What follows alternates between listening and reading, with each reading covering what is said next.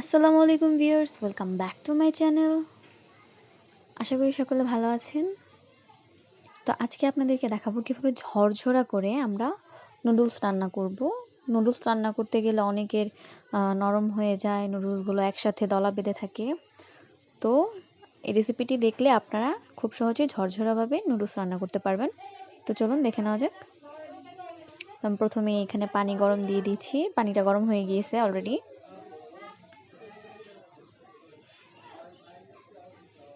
আমি এখানে 2টা নুডলস ছেড়ে দিব। নুডলসগুলো সিদ্ধ হবে এখানে।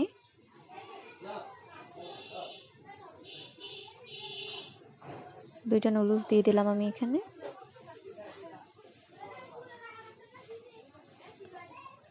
এগুলোকে হালকা সিদ্ধ করে নিতে হবে।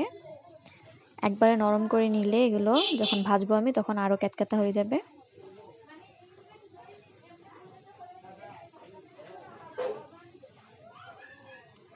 হালকাভাবে ছাড়িয়ে নিতে হবে এভাবে।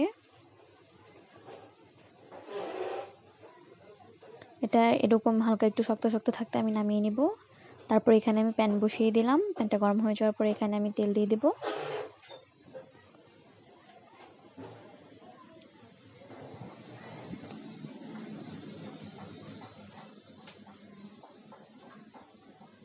যে নুডলসটাকে নামিয়ে নিয়েছি সেটাই যেভাবে ভালো করে ধুয়ে ঝরঝরা করে রেখে দিয়েছি। গরম নুডলস রেখে দিলে নষ্ট হয়ে যাবে, তো এটাকে ধুয়ে রাখতে হবে।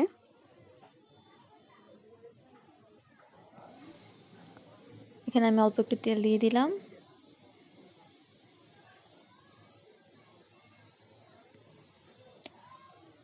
পেঁয়াজ কুচি আর মরিচ কুচিটাকে আগে ভেজে নিব আমি এখানে।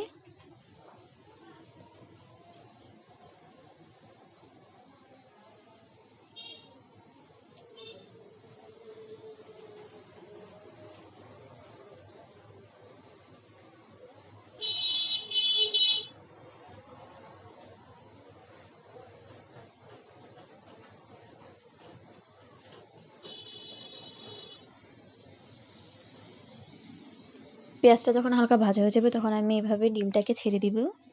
ডিমটাকে আমি ছেড়ে দিয়েছি। এখন ডিমটাকেও আমি হালকা ভেজে নিব পেঁয়াজ কুচির সাথে।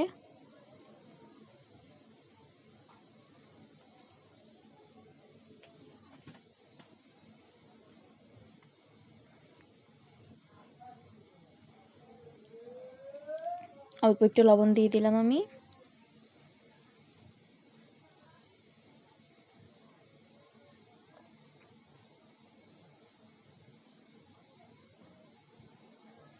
ডিমটাকে একটু ভেজে নিব। এরকম ভাবে হালকা করে ভেজে নিয়েছি আমি ডিমটাকে।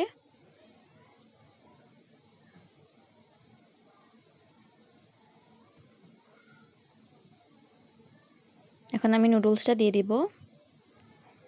এই যে নুডলসটা দেখতে পাচ্ছেন কত ঝরঝরা হয়েছে।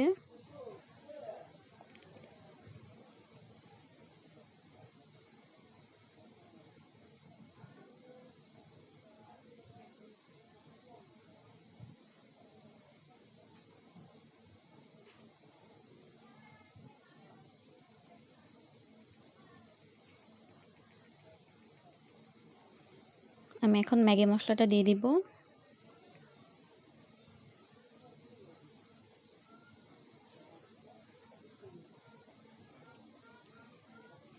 মশলাটা দিয়ে মিক্স করে নিব নুডলসের সাথে ভালো করে।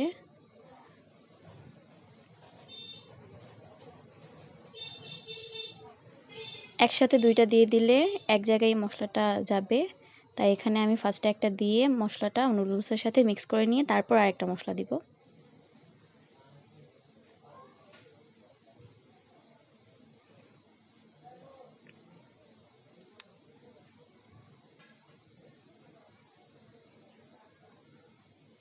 আরেকটা মশলা দিয়ে দিলাম। আমি এখন এটাকে আবার মিক্স করে নিব।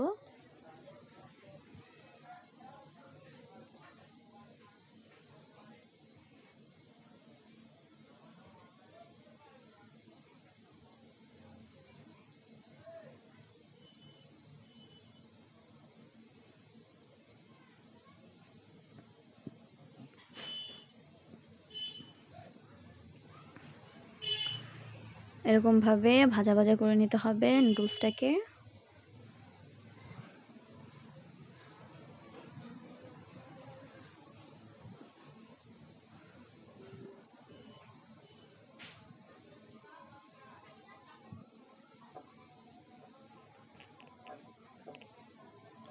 ধন্যবাদ সবাইকে ভিডিওটি শেষ পর্যন্ত দেখার জন্য। আশা করি সকলের ভালো লেগেছে। যদি ভালো লেগে থাকে আমার চ্যানেলটিকে অবশ্যই সাবস্ক্রাইব করে রাখবেন এবং লাইক, কমেন্ট, শেয়ার করবেন। আসসালামু আলাইকুম।